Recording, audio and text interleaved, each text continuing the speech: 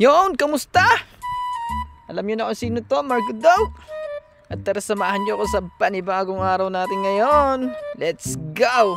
Punta tayong Keshkimet kasama ang ating mga kaibigan. Alam niyo na. So, waitings nga pala kami ng bus mga tol. Kasama ko ngayon ng mga tropa. Ayun, no? Dami na kami, no? Waitings kami ng bus tol. Medyo malamig ngayon. Siyempre ngayon nakasakay na kami at papunta na kami sa aming pupuntahan kasama ang aking mga kaibigan. No, napakagandang view naman habang nasa biyahe. Let's go! At nakababa na nga pala kami sa bus station dito sa Keshkimet. So yun, isang oras at kalahating biyahe. Nakakita pa na sa lamin nagpapogi-pogi pang kalabgwapo. So yun, maglalakad na tayo mga tol. Kasama nga ngayon ulit ng mga kaibigan. Aha! At nakakita pa nga ako ng Hungary flag at Euro flag. So yun, naglalakad na naman kami nito mga tol. Papunta na kami sa bus station ulit. Papuntang go-kart stadium kung saan doon tayo mamimili ng tinatawag nilang latagan. So yun, kasama pa rin natin ng mga tropa. At nakakita pa ako dito ng napakalaking simbahan ulit mga tol. Dikit-dikit ng simbahan nila. Napakaganda ngayon. Nire-renovate ang simbahan. Let's go! At nakarating na nga pala kami sa bus station. So bumili ulit kami ng ticket papuntang go-kart. So yun, 250 po rin. Hindi ko alam kung magkano sa Pilipinas. So yun, andi dito na kami. Kakababa lang namin sa go-kart station papunta doon sa latagan. So yun, maglalakad muna tayo ng Baguio. Oh, may kissing scene. Nakita mo ba yun?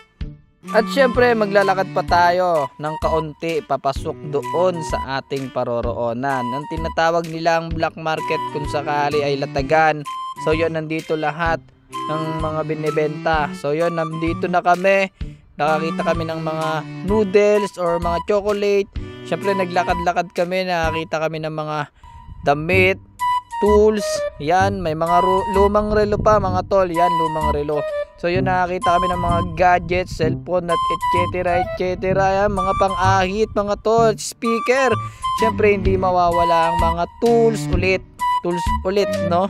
Sabay, meron pa mga kitchenware, yan. Mga lutuan, mga tol, mga kawali, yan. Pang kaldero, mga pangluto ng ulam at may mga kutsilyo pa mga tol. So yun, napakalawak nito. Nakabili na nga pala ako ng Converse sa halagang 2,000.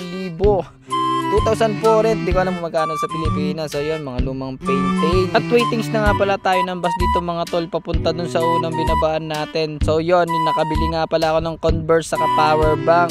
Salamat nga pala ko na nagpadawad.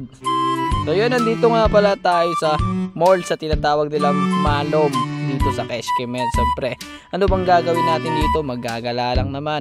At kumain nga pala kami dito mga tol. Kumain kami dito, kaya pumunta kami dito kasi nandito ang ating mga kasama. Sila yung nauna dito kaya sumunod lang kami kasi nagtagal kami sa latagan ng mga tol. Let's na yung order mo, Let's 47 no? Alright. Trip muna tayo mga tol. Kasama yung mga geng-geng natin dyan. Let's